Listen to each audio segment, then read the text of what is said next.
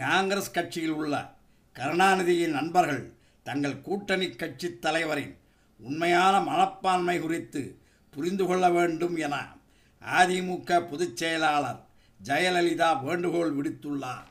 இந்த அறிக்கை தினமலர் 7/7/2010 இதழில் வெளிவந்துள்ளது. அவர் வெளியிட்டுள்ள அறிக்கையில் ராஜீவ் கொலையை கருணாநிதி அங்கீகரித்து விட்டார் என்ற உண்மையையும், ராஜீவ் கொலையாளியை இந்தியாவிடம் ஒப்படைக்க வேண்டும் என்று எனது கோரிக்கையால் கருணாநிதி அடைந்த ஆத்திரம் இன்று வரை அடங்கவில்லை என்பதையும் தன் அறிக்கை மூலம் கருணாநிதி வெளிப்படையாக ஒப்புக்கொண்டுள்ளார். காங்கிரஸ் கட்சியில் உள்ள கருணாநிதியின் நண்பர்கள் தங்கள் கூட்டணி கட்சி தலைவரின் உண்மையான மனப்பான்மை குறித்து புரிந்து கொள்ள வேண்டும்.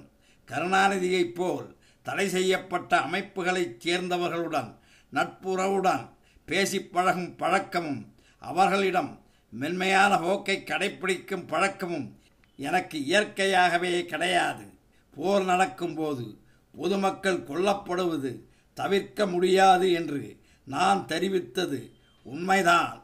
இதனுடன் இலங்கையில் வேண்டுமென்றே பொதுமக்கள் கொல்லப்பட்டதையும், போர் முடிந்துவிட்டது என கருணாநிதியால் அறிவிக்கப்பட்டபின் தடை செய்யப்பட்ட ஆயுதங்களைக் கொண்டு ஆயிரக்கணக்கான அப்பாவி மக்களை கொத்து கொத்தாக கொண்டு குவித்ததையும் கருணாநிதி ஒப்பிட்டு பேசுகிறார்.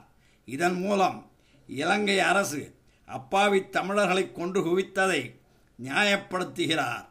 1980ஆம் ஆண்டிலிருந்து இலங்கையில் உள்ள தமிழ் மக்களுக்கு அனைத்து உரிமைகளும் சுதந்திரமும் கிடைக்க வேண்டுமென்பதற்காக விடுதலை புலிகளின் போராட்டத்திற்கு எம்ஜிஆரும் நானும் ஆதரவளித்து வந்தோம்.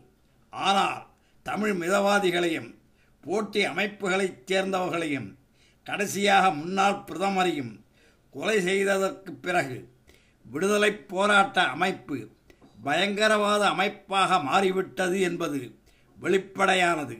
அந்த தருணத்தில் இருந்து புலிகள் அமைப்பை துணிச்சலுடன் நான் எதிர்த்தேன். கருணாநிதி எதிர்க்கவில்லை.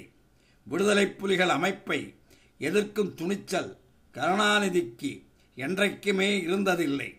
இன்றைக்கு கூட போரில் விடுதலை புலிகள் அழிக்கப்பட்டதை நான் கண்டிக்கவில்லை. ஆனால் வெள்ளை கொடிகளை அசைத்து இராணுவத்தின் முன் சரணடைந்த புலிகளை வேண்டுமென்றே கொன்றதை நான் கண்டிக்கிறேன். போர் முடிந்துவிட்டது என்ற வார்த்தையை நம்பி பதுங்கு குழிகளில் இருந்து வெளிவந்த 50,000த்திற்கும் மேற்பட்ட அப்பாவி இலங்கை தமிழர்கள் கொல்லப்பட்டதை நான் கண்டிக்கிறேன். இவ்வாறு தமிழர்களை கொண்டு குவிக்க காரணமானவர்களுடன் விருந்தில் கலந்து கொள்வதற்காக தனது மகளையும் மூத்த திமுக கட்சியினரையும் கூட்டணியினரையும் அனுப்பி வைத்து அவர்கள் விலை உயர்ந்த பரிசு பொருட்களுடன் நாடு திரும்பி வந்ததற்கு காரணமான கருணாநிதியின் நடவடிக்கையை கண்டிக்கிறேன். நூற்றுக்கணக்கான தமிழ்ச் செம்மொழி மாநாடுகளை உலகம் முழுவதும் நடத்தினாலும் கருணாநிதியின் துரோகச் செயலை தமிழ் மக்கள் மறக்க மாட்டார்கள். இவ்வாறு ஜெயலலிதா தனது அறிக்கையில் தெரிவித்துள்ளார். இதைப்போல் கலைஞர் கருணாநிதி அவர்களின் தி டைம்ஸ் ஆஃப் இந்தியா 29/6/2010 இதழில் வெளிவந்த பேட்டி ஒன்றையும் உங்களுக்கு சொல்லுகிறேன். கோவை செம்மொழி மாநாடு முடிந்தவுடன் நிருபர்களை சந்தித்த கருணாநிதியிடம் நிருபர்கள் நீங்கள் ஓய்வு பெறப் போவதாக சொன்னீர்களே என்று கேள்வி கேட்டதும், நான் அரசியலில் இருந்து ஓய்வு பெறப் போவதாக எப்போதும் கூறவில்லை என்று கூறினார்.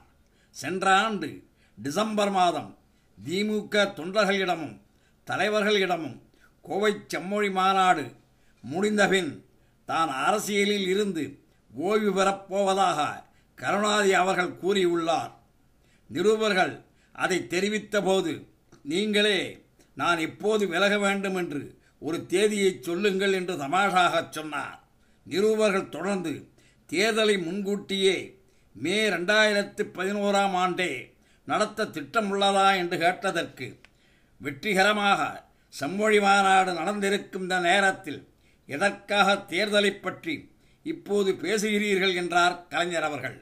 மு.க. ஸ்டாலின் துணை முதல்வராக பதவியேற்றுக்கொண்ட 5 மாதங்களுக்கு பின் டிசம்பர் 5ஆம் தேதி 2009 முதல்வர் கருணாநிதி அவர்கள் பேசும்போது தாழ்த்தப்பட்ட மக்களுக்காக அதிகாரத்தின் தொடர்பு இல்லாமல் பணியாற்ற விரும்புகிறேன் என்று கூறியுள்ளார்.